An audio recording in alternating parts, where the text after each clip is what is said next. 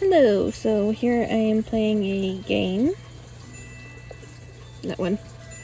And it's in that world. It's an international server. I have never played this game before, so it's just, whatever. I have watched the movie but never played the game, so...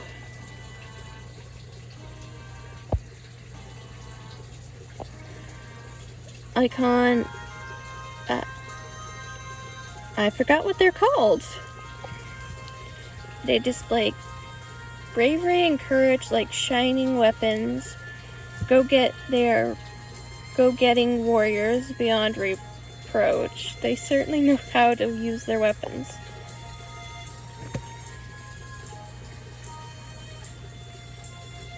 Natural bonus, 1 MP.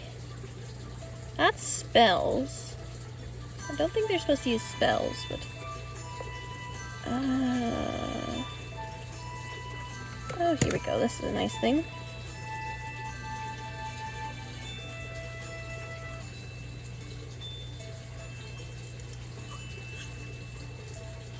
My dudes are cute.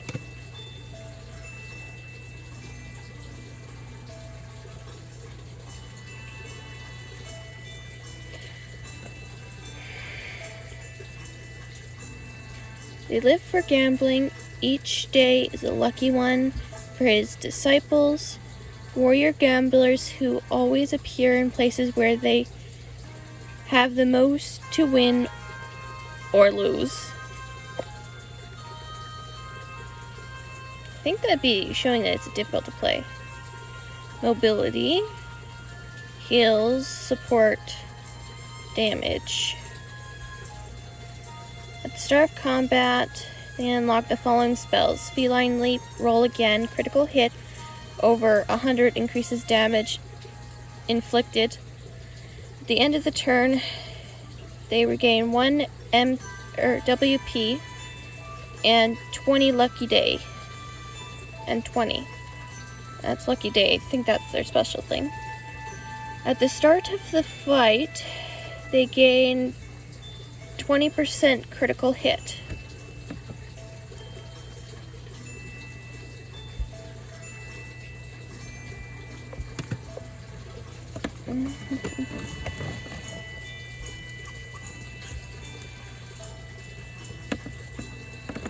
Self-sacrificing is their motto.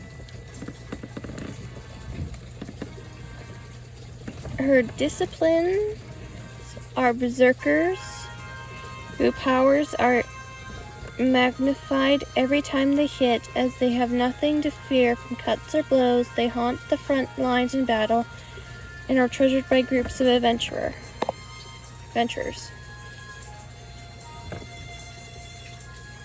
Mobility, positioning, protection, damage. A 1-star difficulty. 0.5% damage inflicted per Fury point. Fury is equal to 1.25 times the person's missing HP. Natural bonus, 400% of the level as HP. At the start of combat, they unlock the following spells. Blood Punishment, Bloodthirsty Punishment. Oh, Bold Punishment and Bloodthirsty Punishment. Sorry, I'm tired. At the start of the turn, if they have suffered damage from at least one enemy, regain 2 WP. I'm wondering if that's health points. I think it is. This also applies if they have lost 20% of their HP. Then no. After suffering damage, flames return, or damage inflicted by allies.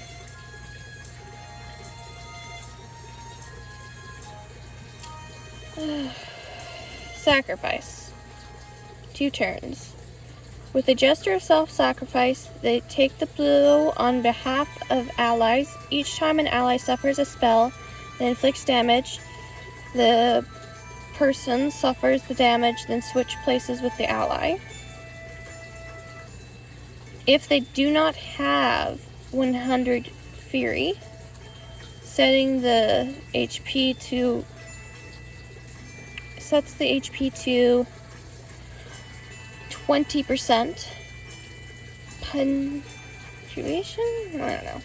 Oh, the W is right there. So that's probably stamina points type thing. The caster instantly achieves their maximum berserker potential while losing all HP above 20%. Then they deal damage. Then they deal high fire damage.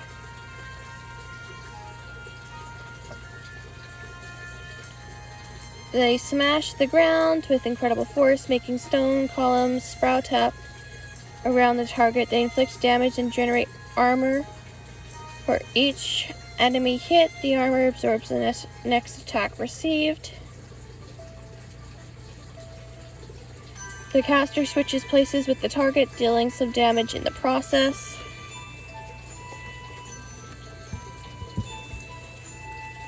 That one's a possibility, but I think I may need more spell casting, because that's where I like to play normally.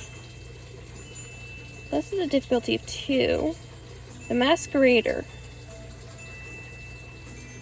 Masqueraders are unpredictable warriors who can adapt to any situation, whether they're running to the hills, going crazy, or just strutting their stuff on the battlefield. They always make a mask to match their mood. Heals, positioning, mobility, protection, support, damage. At the start of fights, masqueraders unlock their masks. Psychopath mask, coward mask, classic mask. The masquerader recovers 3 WP at the end of each turn if they are not wearing a mask. Summons a masked spirit. Summons a masked spirit, 40% of the masquerader's max HP. Copies the masquerader's characteristics. Has 6 AP plus the masquerader's usual AP, max 6. Has 6 WP. The masquerader also receives any damage received by their spell or received by their spirit. Cannot lock.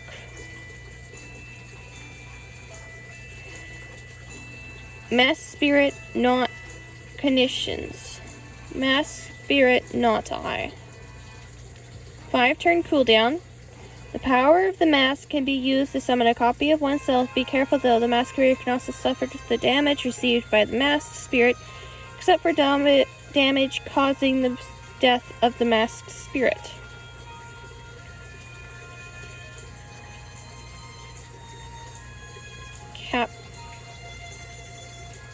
Capering. Along the path, damage 6 melee, 5 armor. Teleports to the cell.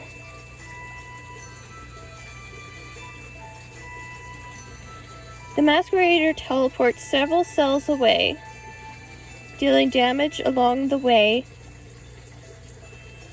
If any allies are in their path, those allies gain armor.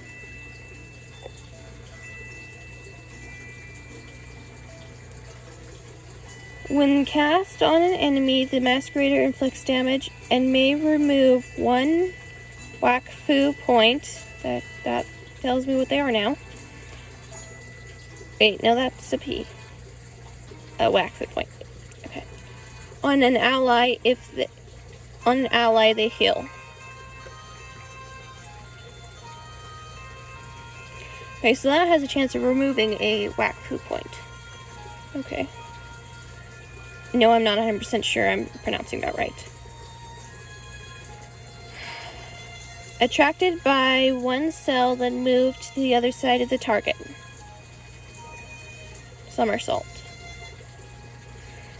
The masquerader pulls the target and then slips behind their back.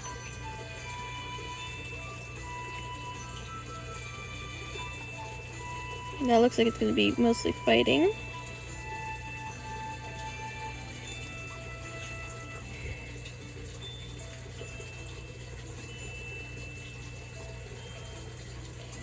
Their medical knowledge saves lives every day. Her discipline are healing. Her disciplines are healers. Disciples? Yeah, I think it's disciples. Whoops. Or is that disciplines? I don't know. I didn't sleep last night.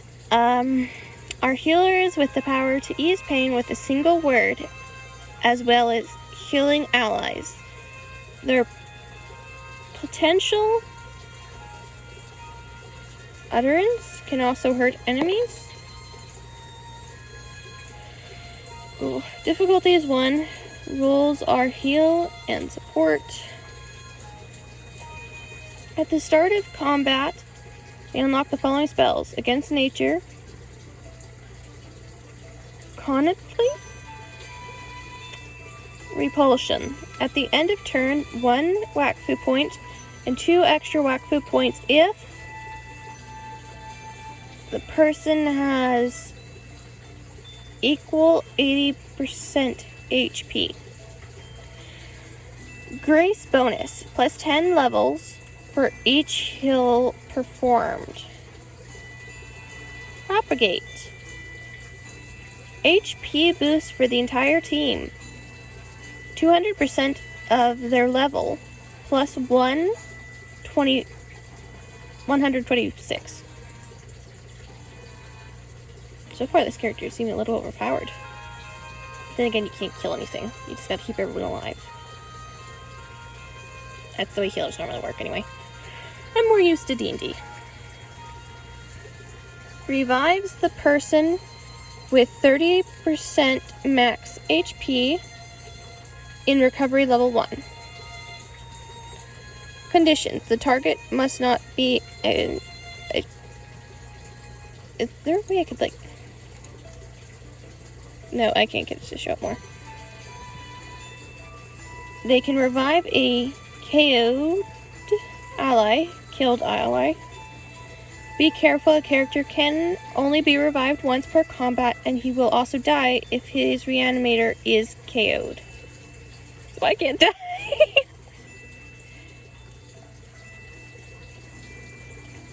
Guardian Fire. Heal an ally and applies a mark to the ally. That is on it. If the ally loses HP and falls below 50% of their max HP, they will be healed a second time.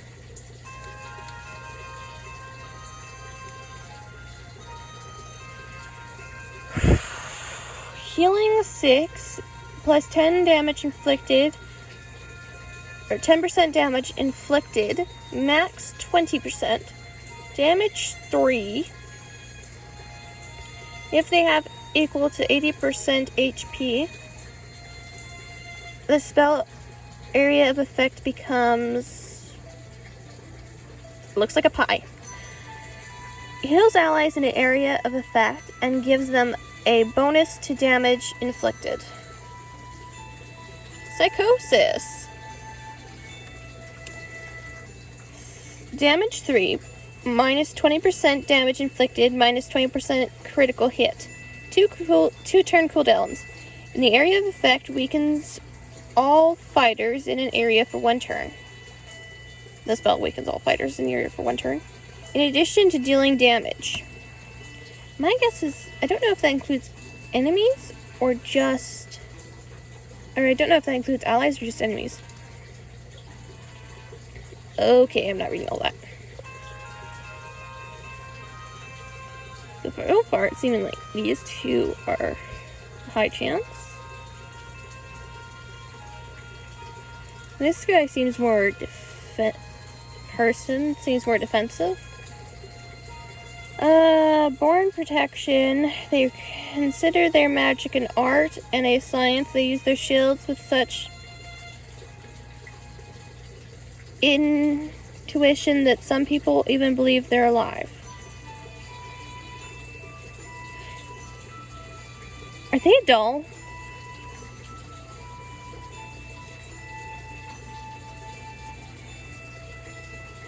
There's a lot of characters I don't remember seeing in the movie.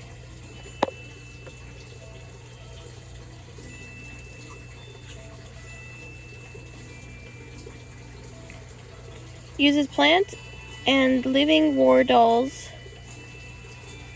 as well as being summoners. They specialize in creating powerful, omnipotent ointments and insidious poisons. Huh.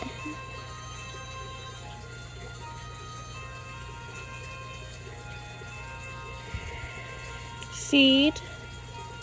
You unlock the following spells. Seed. Ultra powerful. The Voodoo Doll. The end of turn, 1 Wakfu point plus an extra Wakfu point per seed tree.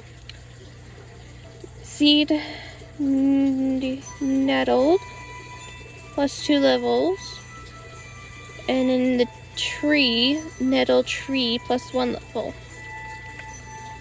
They total the number of summons, seeds, trees, and dolls cannot exceed 6. Max of 3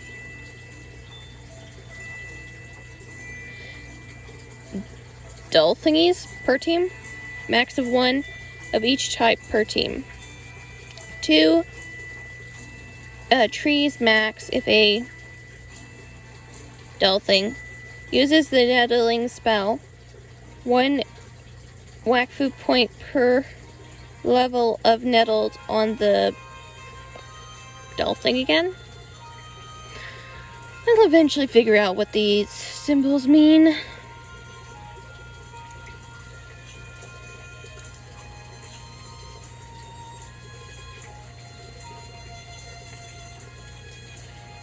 Appearing by accident, they are a reflection of their creator, the God King. They are fast as lightning, disappearing before your eyes, only to reappear further on.